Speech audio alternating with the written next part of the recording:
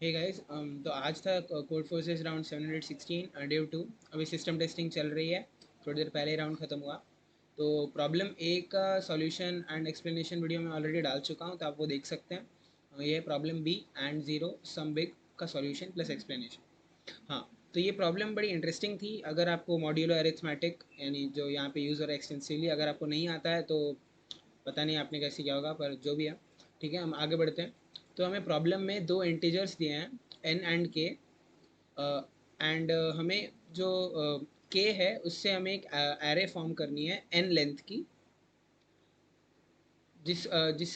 जिसमें ज़ीरो से लेकर 2 रेज़ टू के-1 के कोई भी एलिमेंट्स हो सकते हैं। जैसे यहाँ पे के 2 है, तो 4 - 1 3, तो ज़ीरो से लेकर 3 यानी 4 एलिमेंट्स में से आप कोई भी एलिमेंट यूज़ कर सकते हैं।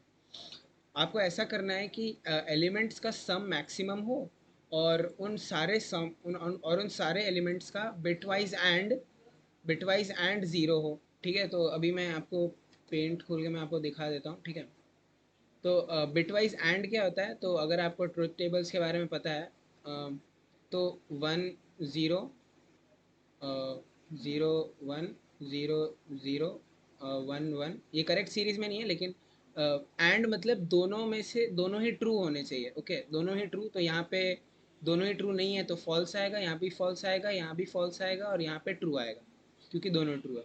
तो ये होता है बिटवाइज एंड। ठीक है, तो इसको डिलीट कैसे करूँ? हाँ, बिटवाइज एंड। ठीक है, तो अभी हमें ये दो चीज़ों पे ध्यान देना है कि sum of element should be as large as possible, and the bitwise and should be zero. तो आप ये सोच सकते होंगे कि ये पूरे एरे में मैं कोई भी नंबर भर दूं, लेकिन बीच में अगर कहीं भी एक भी ज़ीरो डाल दूं तो मेरा काम हो जाएगा। क्यों? क्योंकि मैं मान लीजिए यहाँ पे कोई है एलिमेंट x। ठीक है, तो x का मैंने इससे बिटवाइज एंड किया, तो इस टोटल का मुझे मिला ज़ीरो। ठीक है, फिर ज़ीरो का मैंने इससे बिटवाइज एंड किया तो ज़ीरो, तो पूरा मुझे बिटवाइज एंड ज़ीरो मिलेगा।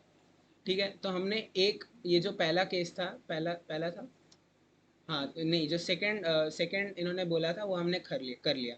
ठीक है, अब हमें ये जो थर्ड है ये मैनेज करना है। तो थर्ड आप मैनेज कैसे करोगे? Sum of element should be as large as possible. तो एक तो आपका ज़ीरो हो गया, और दूसरा जो 2 रेज़ टू के-1th एलिमेंट था वो आप डाल देंगे। लेकिन वैसे इस क्वेश्चन में हमें उसकी ज़रूरत नहीं है। हमें एक्चुअली आउटपुट करना है कि कितने नंबर ऑफ एरेज ये कंडीशन सेटिस्फाई करेंगे। तो ये एक टाइप का परम्यूटेशंस एंड कॉम्बिनेशंस का क्वेश्चन है।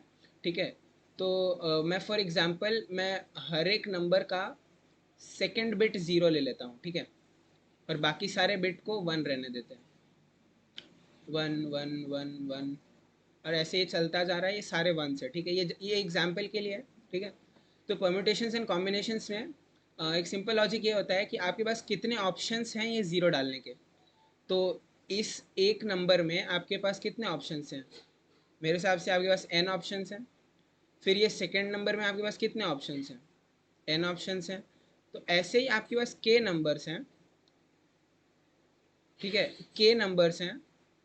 हाँ, आपके पास के नंबर्स हैं, तो के नंबर्स में कितने ऑपरेशंस होंगे, सॉरी कितने ऑप्शंस होंगे?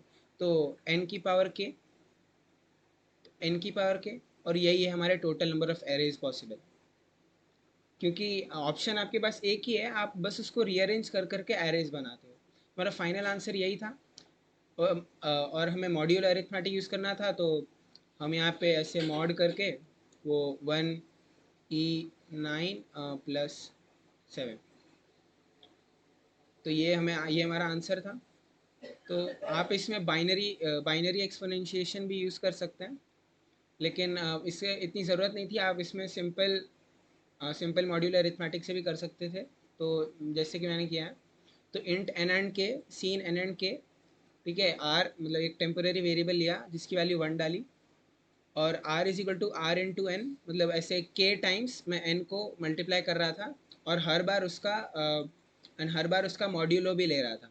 लास्ट में r को प्रिंट किया। एक्चुअली एक मैक्रो है जो मैंने ऊपर डिफाइन किया है यहाँ पे, P R L N X यानी सी आउट एक्स। हाँ, तो P R L N R, और ये पास कर गया। सो आई होप आपको ये पसंद आया होगा। Like share and subscribe. मिलता हूँ आपसे अगली वीडियो में। Thank you.